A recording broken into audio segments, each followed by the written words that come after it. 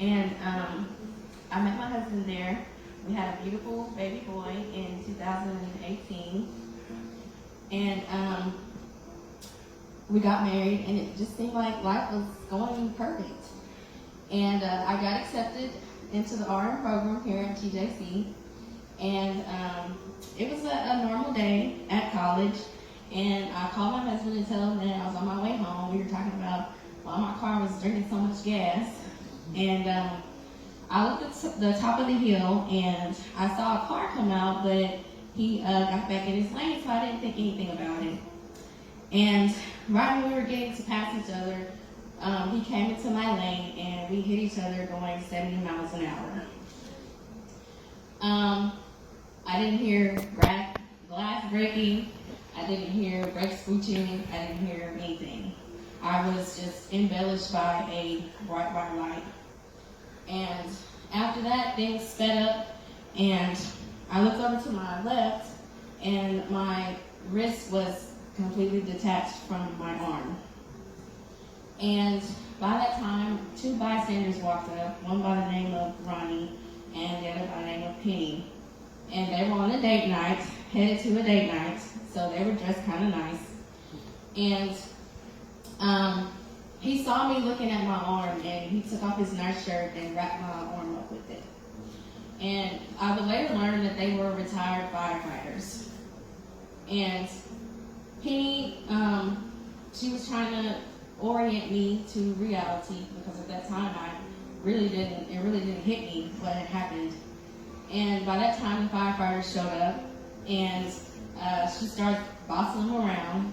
That's what women are good for, aren't they? She started bossing them around, and I would later found out that she used to work with them. So she starts bossing them around, and she says, "We gotta get her out of here, we gotta get her out of here." And one of the firefighters starts talking to me, and he says, "We have to use the jaws of life, and it's gonna get loud."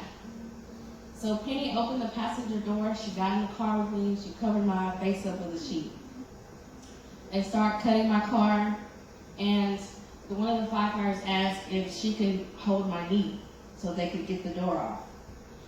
So she holds my knee, she's talking to me, she's asking me, "How old are you? Do you have any kids?" And I said, "Yes, I have." At the time, my son was 1. I said, "Yes, I have a 1-year-old. She said, "What's his name?" I said, "His name is Landon." She says, "Look at me," and I look at her, and she says, "I promise you, you're going to see Landon again, and I don't make many promises." At that time, I didn't believe her because of the situation that I was in. They counted, and they took my door off, and along with the door, a chunk of my leg went with it. At that time, I passed out, and Penny was hitting me, slapping me, bringing me back to reality. They got me out of the car, they put me in an ambulance, and she told me she was going to stay with me the whole time. She jumped in the ambulance with me. On the way there, it seemed like the ambulance hit every bump known to man. And we finally got to the hospital, Trinity Mother Francis here in Tyler. The trauma team comes out, and I hear, "We got blood pouring out here. We have a bone sticking out here." And when they wheeled me in the trauma room, I was met by 2 nuns, and I thought, "Yep, this is it. I'm dead." And they asked me, "Do you know God?" And I said, "Yes, I know God." And I really thought I was dead, so I started praying, "Lord, forgive me for all my sins. If I'm gonna die, just please allow me to say goodbye to my family." I had a neck brace on, and I'm looking at lights just like this. I'm yelling, I can't breathe. Seems like the trauma team's going in slow motion. And my mom appears over my face and blocks the light. And she says, just small words, "God got you." And she held my hand, and she said, "You go in with God, and you come out with God." And she left. And right when they were wheeling me in the trauma room, my husband's face appeared, and I just bust out crying. I said, "Tell Lyndon I love him. If I'm probably not going to make it out of this." And he said, "Don't talk like that. You're going to be fine." So I woke up, and I thought a day had passed, and it had been a week. I was on a ventilator for 7 days. And I later learned all my injuries. I had a broken pelvis, 6 fractured ribs, my arm had to be amputated, I had a hole punctured in my stomach, left lung, and left kidney. So I'm laying there in ICU, and I'm later moved down to a step down because I started to get better, started to breathe on my own. I was in the hospital for close to 3 months. They released me, and I had to go home with my mom to have round-the-clock care from my aunt's family, everyone. They truly pitched in. And I fell into a deep depression because everyone was raising my son. Everyone. I couldn't hug him. I couldn't hold him. All my family could do was pick him up so that I could kiss him. And I fell into a deep depression.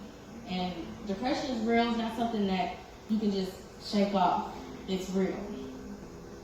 I was finally cleared to walk, and I started walking at my mom's house. And I was furniture walking and using my walker. And one day I decided to beat my mom to the car. And I got in the driver's seat. And when she got to the car, she just looked like, I don't know. And so she let me drive to the post office. And even though she didn't show it, I'm sure she was panicking. And that was a major milestone for me. It was my first time getting back behind the wheel. And so when I felt like I could walk good, I went back to my home. And there were little things that I was trying to do, and I would just get frustrated, throw it down, and cry. And then I realized one day that, Lanisha, this is your life.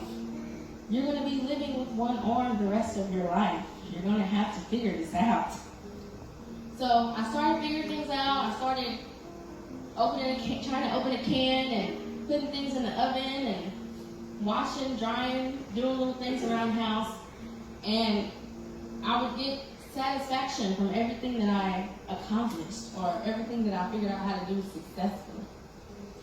In the meantime, the director of nurses at TJC, she kept calling me. Are you ready to come back? Are you ready to come back? No, I'm not ready. She would call again. Are you ready to come back? No, I'm not ready. She called me the last time and she said, I can only save your spot for so long, and you have to go through the application process again. I said, okay, let me think about it.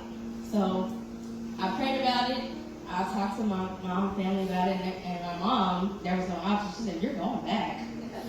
Becky, what are you talking about? You're going back. So I called her back, and I said, okay, I'm ready to come back, even though in my heart and in my mind I was not. So my first semester back, I was so embraced by the TJC nursing program, and they made me feel like I could do it. And here, fast forward 3 years, after 21 surgeries total, in 2 weeks, I will be graduating with my RN. You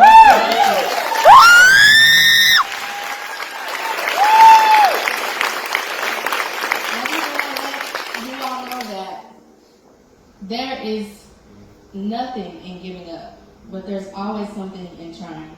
My name is Lanisha, and this is my story.